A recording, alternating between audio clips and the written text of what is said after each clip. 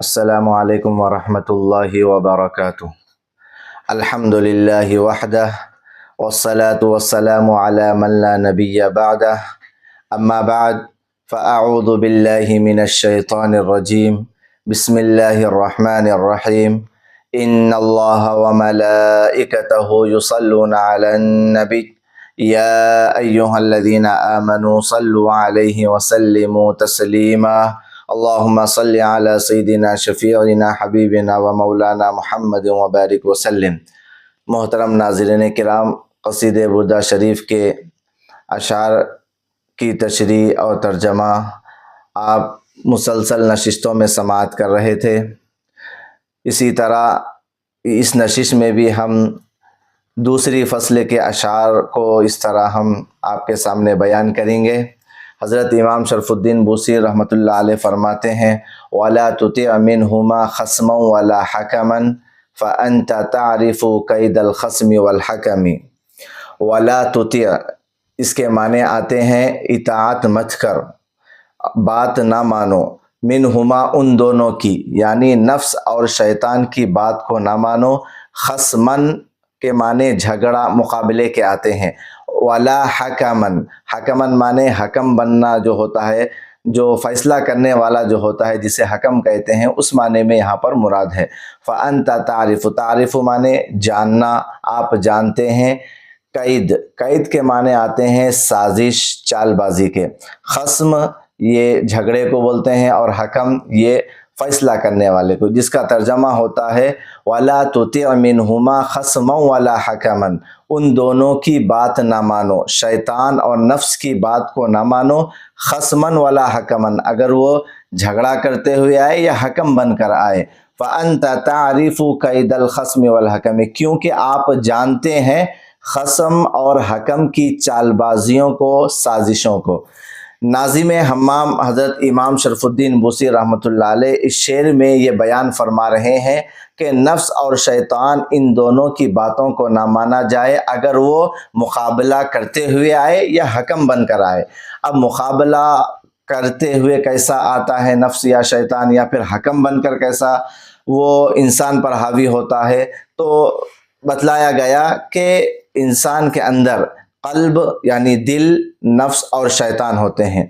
اگر کوئی دل ارادہ کرتا ہے کہ یہ نیک کام کریں، تو نفس اس کے پیچھے آ کر اس نیکی کے کام کو روکنے کی کوشش کرتا ہے، تو اس وقت دل اور نفس کا جھگڑا ہوتا ہے۔ دل چاہتا ہے یہ کام کریں، نفس کہتا ہے یہ نہ کریں۔ تو اب ان دونوں کے جھگڑوں میں تیسرا شیطان جو ہوتا ہے، وہ حکم بن کر، فیصلہ کرنے والا بن کر آتا ہے، اور فیصلہ دل کے اس پر نہیں بلکہ نفس کے حق میں وہ فیصلہ کرتا ہے۔ تو اس طرح یہاں پر شیطان حکم بنا اور نفس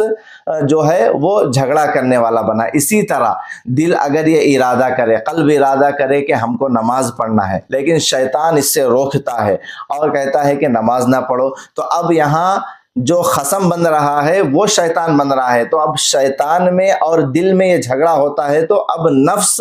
یہ حکم بن کر آتا ہے اور شیطان کی طرف یہ فیصلہ کرتا ہے، شیطان کے حق میں فیصلہ کرتا ہے۔ تو اس طرح یہ حکم بن کے بھی آتا ہے اور مقابلہ کرنے والا بھی بن کے آتا ہے۔ دونوں میں اگر کوئی بھی چیز بن کر یہ آتا ہے، تو اس طرح وہ ان دونوں کی بات کو نہ ماننے کا یہاں پر بتلایا جا رہا ہے۔ اور یہ ان لوگوں کی چال بازیاں ہوتی ہے، چال بازیوں میں لا کر انسان کو نیکیوں سے دور کرنے کی کوشش کرتے ہیں۔ اسی لیے ناظم قصیدہ یہ بیان فرما رہے ہیں کہ ان دونوں کی باتوں کو ہرگز نہ مانا جائے، اگرچہ وہ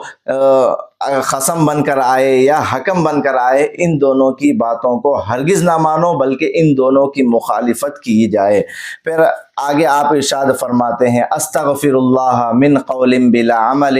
لقد نسبت به نسلا لذی اقمی۔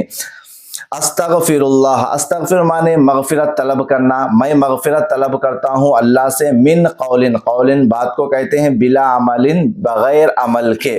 لقد نسبت، نسبت معنی منسوب کرنا، میں نے منسوب کیا، نسلاً نسل کو، اولاد کو، لذی، ذی معنی والے کے آتے ہیں، اقومی بانجھ پن، بانجھ والے جو ہوتے ہیں انہیں اقومی کہتے ہیں۔ تو اب دیکھیے اس کا معنی ہوتا ہے میں اللہ تبارک و تعالیٰ کی بارگاہ میں بے عمل قول کی مغفرت طلب کرتا ہوں۔ اس کے بعد لقد نسبت به نسل الذی اقومی، خدا کی قسم ایسی بات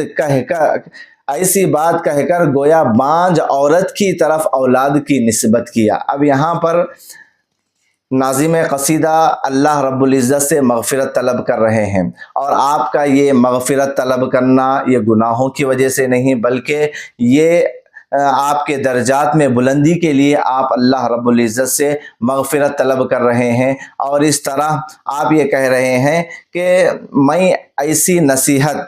کسی کو کرتا ہوں جس پر میرا نفس عمل نہیں کرتا ہے، یعنی میں جو بات کہتا ہوں وہ بات پر میرا نفس عمل نہیں کرتا ہے، تو وہ اسی طرح ہے جیسا کسی بانجھ شخص کی طرف اولاد کی نسبت کرنے سے جتنا گناہ ہوتا ہے، اسی طرح کوئی نصیحت کرنے سے جب وہ خود اس پر عمل نہیں کرتا ہے تو اس کو بھی ویسا ہی گناہ ملتا ہے۔ تو اس بات کا تذکرہ آپ اس شعر میں فرما رہے ہیں کہ اگر کوئی بات کسی کو بول رہے ہیں واعظ کے ذریعے، نصیحت کے ذریعے، تو پہلے خود اس پر عمل کرنا ہوگا، تب جا کر پھر اس طرح بات میں، عمل میں بولنے والا جو عمل کرتا ہے تو وہ سننے والا جو ہوتا ہے اس پر جلدی اثر کرتا ہے۔ تو آپ یہ فرما رہے ہیں، یہ آپ کی عاجزی اور انکساری ہے کہ آپ یہ فرما رہے ہیں کہ میں بے عمل قول کی مغفرت میں اللہ کی بارگاہ میں کرتا ہوں۔ یہ آپ کا عاجزانہ اور انکسارانہ اس طرح آپ کی یہ عاجزی ہے، اس وجہ سے آپ اس شعر میں فرما رہے ہیں۔ پھر آگے ارشاد فرماتے ہیں امرتک الخیر لیکن ما اتمرت به وما استقمت فما قولی لک استقیم۔ امرتک، میں حکم دیا، الخیر، بھلائی کا، نیکی کا، لیکن ما اتمرت، اتمارا یاتمر معنی آتے ہیں عمل کرنا۔ اب یہاں پر ما اتمرت، میں عمل نہیں کیا، وما استقمت، استقمت معنی قائم رہنا، اور میں قائم نہیں رہا، مستقمت، میں قائم نہیں رہا، فما، تو کیا فائدہ، قولی، میری بات کا، لکا، آپ کے لیے، استقیم، کہ میں قائم رہو کہوں۔ اب یہاں پر یہ فرما رہے ہیں کہ میں بھلائی کا حکم دیتا ہوں لیکن میں خود اس پر عمل نہیں کرتا، اور میں قائم نہیں رہتا ہوں، تو کیا فائدہ میری بات کا کہ میں تم کو کہوں قائم رہو، استقیم، قائم رہو۔ تو اب یہاں یہ آپ کا فرمانا کہ میں بھلائی کا حکم دیتا ہوں لیکن میں خود اس پر عمل نہیں کرتا ہوں، یہ آپ کی عاجزی اور انکساری ہے۔ حالانکہ آپ کی سیرت پڑھیں، آپ بھلائی کا حکم بھی دیتے ہیں اور اس پر عمل بھی کرتے ہیں، لیکن یہاں پر حضرت امام شرف الدین بوسی رحمۃ اللہ علیہ یہ فرما رہے ہیں کہ میں عمل نہیں کرتا ہوں، یہ آپ کی عاجزی اور انکساری ہے، اور میں قائم نہیں رہتا ہوں، تو کیا فائدہ ہوگا کہ میں اس طرح بات بولوں تو لوگوں پر اثر کیسے ہوگا؟ یعنی یہ آپ بتلانا چاہ رہے ہیں کہ جب آپ کسی کو نصیحت کریں یا واعظ کریں یا خطاب کریں تو جو بات آپ کہہ رہے ہیں اس پر پہلے عمل کریں، تب جا کر اس بات کا اثر لوگوں پر ہوگا۔ اگر خود ہی عمل نہ کریں گے، دوسروں کو اس طرح باتیں بتائیں گے، نصیحتیں کریں گے،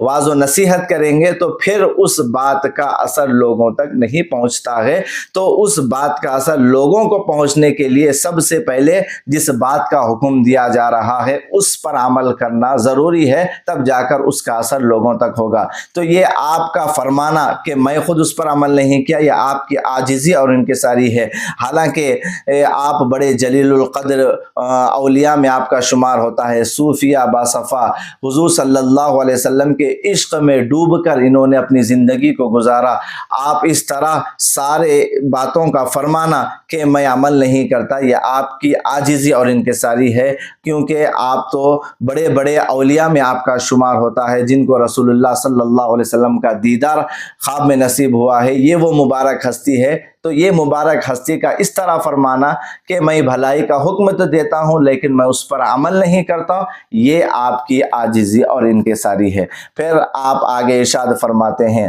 وَلَا تَزَوَّدْتُ قَبْلَ الْمَوْتِ نَافِلَةً ولم اصلی سوا فرض ولم اصومی ولا تزودت، تزودت معنی آتے توشہ تیار کرنا، ولا تزودت میں توشہ تیار نہیں کیا، قبل الموت موت سے پہلے، نافلۃ نافلہ معنی زائد کے آتے ہیں، اب یہاں پر نفل کام نفل اعمال مراد ہیں، ولم اصلی اور میں نے نماز نہیں پڑھی، سوا فرض فرض کے سوا سوائے فرض کے میں نے کوئی نماز نہیں پڑھی، ولم اصومی اور میں نے روزہ بھی نہیں رکھا۔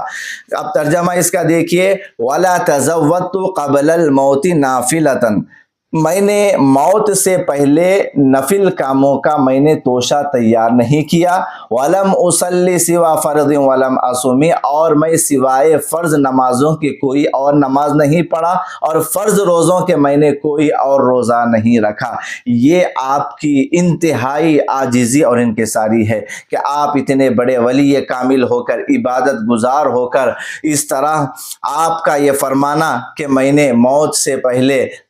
اس طرح زاد آخرت کی میں نے تیاری نہیں کی، یا آپ کی عاجز اختیاری۔ اس شعر میں بتلا رہے ہیں کہ ایک انسان جب سفر کے لیے نکلتا ہے تو احتیاطاً وہ کچھ پیسے وغیرہ زیادہ رکھ لیتا ہے، یا توشہ ہو تو توشہ زیادہ رکھ لیتا ہے تاکہ احتیاطاً وہ کبھی کام آئے، ورنہ نہ کام آئے تو پھر واپس اسے لے کر آنا ہے۔ تو یہ نافلہ جو ہوتا ہے وہ زائد کو کہتے ہیں۔ تو امام شرف الدین بوسی رحمۃ اللہ علیہ بھی یہ فرما رہے ہیں کہ میں نے فرض نمازیں تو ادا کی ہے، فرض چیزوں کو تو ادا کیا ہے، لیکن نوافل جو ہیں وہ میں نے اس کی تیاری موت سے پہلے نہیں کی ہے۔ یہ ساری باتیں بتلانا صرف اور صرف آپ کی عاجزی انکساری ہے، ورنہ آپ کی سیرت کو پڑھیں گے تو یہ معلوم ہوگا آپ کی رات بھی عبادت میں گزرتی تھی، دن بھی آپ کی عبادتوں میں گزرتا تھا۔ اور آپ فرمانے ولم اصلی سوا فرض ولم اصومی، سوائے فرض نمازوں کے، سوائے فرض روزوں کے میں نے کوئی نہ نفل نمازیں پڑھی ہے اور نہ نفل روزے رکھے ہیں۔ یہ سب باتیں آپ کا فرمانا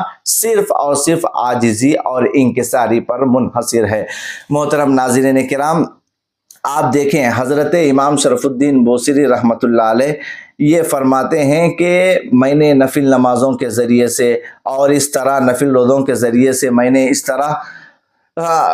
موت سے پہلے میں نے یہ چیزیں نہیں کی۔ حالانکہ حدیث پاک میں آتا ہے کہ نفل جو چیزیں ہوتی ہے اس سے نفل کام کرنے سے اللہ کا قرب بندوں کو حاصل ہوتا ہے۔ تو گویا یہ بتلا رہے ہیں امام شرف الدین رحمۃ اللہ علیہ کہ فرض تو کرنا ہی کرنا ہے، وہ کسی حال میں بھی اس کی چھوٹ نہیں ہے، لیکن اب اس طرح نفل کے علاوہ، فرض کے علاوہ، فرائض کے علاوہ اگر نفل کام کریں گے تو اللہ کا قرب اس بندے کو حاصل ہوگا۔ اس کی طرف اشارہ کرتے ہوئے آپ یہ بیان فرما رہے ہیں کہ فرائض کے ساتھ ساتھ نوافل کی بھی کثرت یہ اللہ کا قرب بندے کو عطا فرماتی ہے۔ اس شعر کے ذریعے سے امام شرف الدین رحمۃ اللہ علیہ دوسری فصل کا اختتام فرما رہے ہیں۔ آپ نے امام شرف الدین بوسی رحمۃ اللہ علیہ نے اس دوسری فصل میں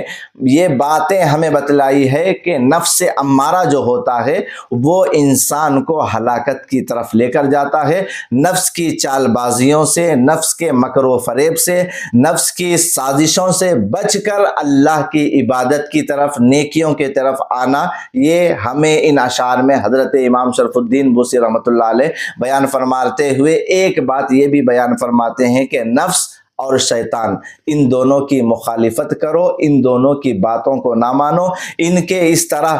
مکر و فریب میں، دھوکہ بازی میں نہ آؤ۔ اگر ان کے نفس اور شیطان کی مکر و فریب میں اور دھوکہ بازیوں میں آ جائیں گے تو انسان ہلاک ہو جائے گا، اور یہ انسان جو نفس اور شیطان کے بہکاوے میں آ جاتا ہے، شیطان اور نفس اسے گناہوں کے دلدل میں لے جا کر اللہ سے دور کر کے اسے گناہگار اور خطا کار بنا دیتا ہے۔ تو حضرت امام شرف الدین بوسی رحمۃ اللہ علیہ دوسری فصل میں سارے اشعار میں تاکید پر تاکید، نفس کا تذکرہ بار بار تاکید کے ساتھ بیان کرنا ہی یہ بتلا رہا ہے کہ ان نفس امارہ سے دور رہنے میں ہی کامیابی ہے، اور شیطان سے دور رہنے میں بھی کامیابی ہے۔ یہ بھیس بدل کر آئے یا اور کوئی چیز بدل کر آئے، لیکن ہم کو ہوشیار رہ کر نفس اور شیطان کی مخالفت کرتے ہوئے اس طرح اللہ کی عبادت کرنی چاہیے، نیک اعمال کی طرف رغبت کر کے اللہ کا قرب حاصل کرنا چاہیے۔